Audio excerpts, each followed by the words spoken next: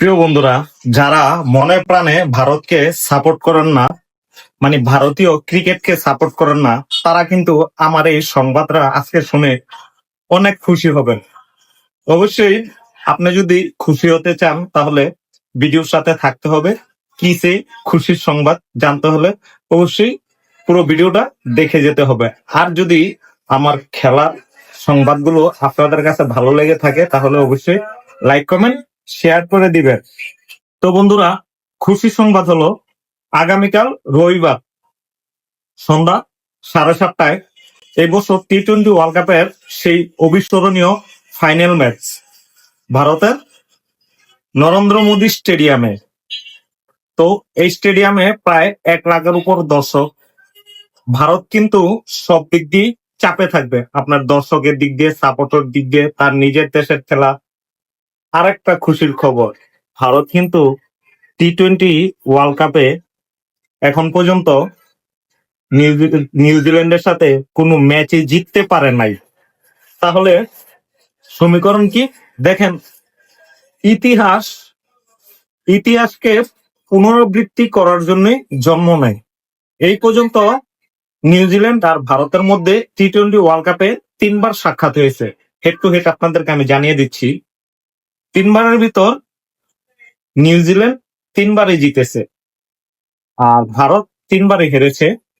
2007 সালে প্রথম টি-20 ওয়ার্ল্ড কাপে নিউজিল্যান্ড 10 রানে ভারতকে হারিয়েছে। দ্বিতীয়টা 2016 সালে নিউজিল্যান্ড ভারতকে 47 রানে হারিয়েছে। আর পরেরটা 2021 সালে নিউজিল্যান্ড 8 উইকেটে জিতেছে।